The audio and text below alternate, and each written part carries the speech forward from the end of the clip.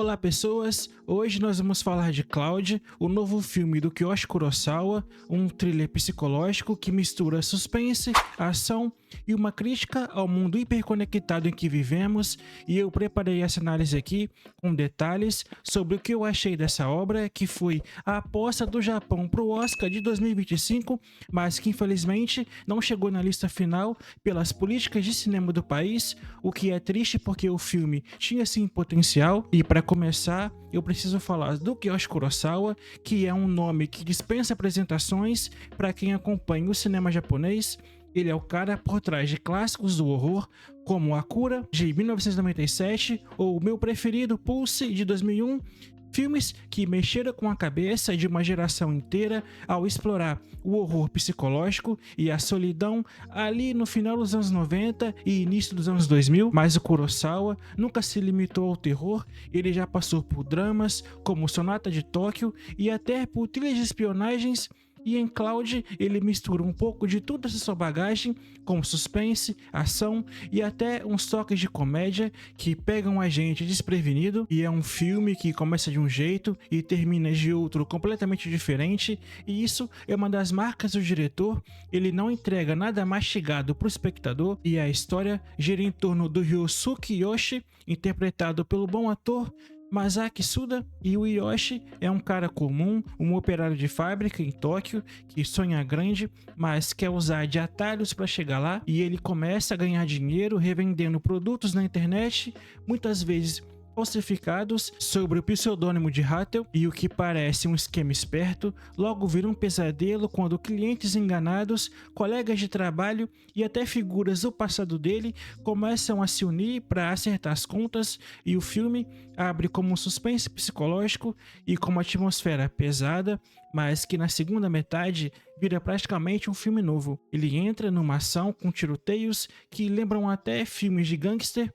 É uma virada ousada e o Kurosawa não tem medo de abraçar isso, e ele faz muito bem, diga-se de passagem, porque ele tem essa habilidade de transformar histórias, e esse é o grande talento do diretor, porque ele tem um domínio absurdo da mise-en-scène, com os enquadramentos precisos e uma fotografia que usa luzes frias e sombras marcantes para criar um clima de paranoia constante. E as cenas em que o Yoshi está na frente do computador vendendo seus produtos são filmadas com uma paciência que te faz sentir a monotonia e a obsessão dele. É como se o monitor fosse o único ponto de luz na vida do personagem. E o Kurosawa usa os silêncios estratégicos e barulhos urbanos como o som de notificações digitais para construir o clima do filme. E não tem susto barato aqui, o medo, se ele aparecer, vem da sensação de que algo está sempre à espreita, mesmo que você não consiga ver. E sobre o roteiro, eu diria que é um dos pontos mais visíveis de Cloud, porque na primeira metade o filme é quase uma crônica da alienação moderna. O Yoshi, que é um cara desconectado de tudo, da namorada consumista, dos amigos e colegas de trabalho que idolatram ele, e ele vive só pelo lucro, pelo próximo clique, e isso reflete na crítica ao capitalismo desenfreado, especialmente no Japão, onde a busca por status e dinheiro muitas vezes esmagam as relações humanas, e a direção não está interessada aqui em te dar uma lição de moral, mas ela escancara como a ganância pode te isolar. Só que quando o filme vira pro lado da ação, algumas escolhas narrativas podem incomodar quem busca coerência. Personagens aparecem e somem sem muita explicação, e os tiroteios às vezes parecem meio lúdicos do que realista. É como se o Kurosawa quisesse brincar com as convenções do gênero, mas nem sempre acerta no tom, e as atuações são boas. O Masaki Suda entrega uma performance decente como Yoshi. Ele consegue ao mesmo tempo ter carisma, mas ser um cara repulsivo. A transformação dele ao longo do filme, de um golpista convencido a alguém confrontado pelas consequências dos seus atos, é crível e perturbadora. Já a Kotone Furakawa, que faz a namorada Kiko, tem um papel mais ingrato porque a personagem é escrita de uma forma meio unidimensional, quase uma caricatura da consumista obcecada por marcas. E isso é uma das críticas que eu tenho, porque o filme acaba fazendo da Kiko um estereótipo que não agrega tanto na narrativa. Por outro lado, os coadjuvantes, como o assistente Sam, que é feito pelo Daiken Okudaya, e o chefe vingativo, feito pelo Yoshi Arakawa, trazem camadas inesperadas que enriquecem a trama, e um dos grandes acertos de Cloud é como ele dialoga com o mundo atual. O filme é inspirado em casos reais de justiceiros da internet, digamos assim, do Japão, como o famoso caso do assassino do Twitter, e o Kurosawa pega essa ideia e transforma numa metáfora sobre como a internet amplifica o ódio e a solidão. E as pessoas que perseguem o Yoshi não são só vítimas do golpe dele, são pessoas movidas pelo ressentimento, inveja e uma necessidade de descarregar frustração.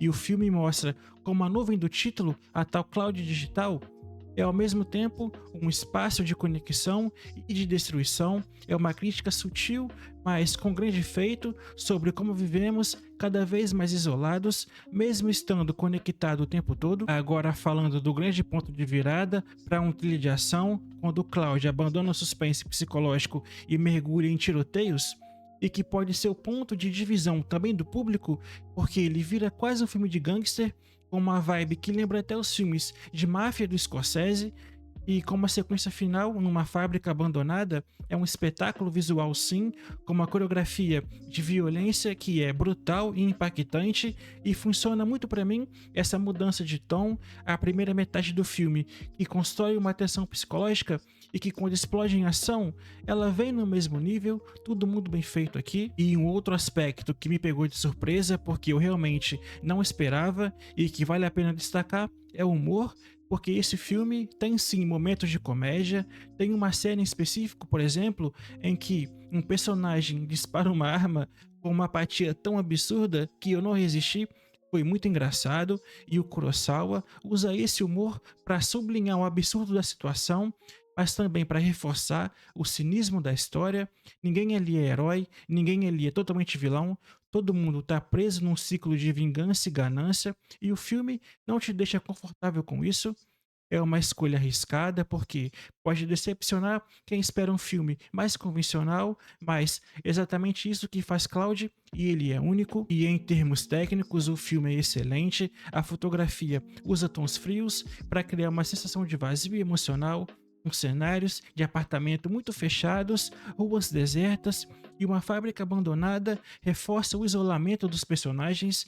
Já o design de som é outro acerto, os silêncios são tão importantes quanto os barulhos, e cada notificação digital soa como uma ameaça, e a trilha sonora, que é mínima aqui, quase inexistente, o que é uma marca do diretor, porque ele prefere que o espectador sinta a crueza das cenas e sem manipulação emocional, e isso funciona muito aqui para manter a atenção. E se eu tenho alguma crítica mais negativa, é que Cloud às vezes abandona, digamos assim, certos personagens que poderiam ser interessantes, como a Kiko, que eu já mencionei.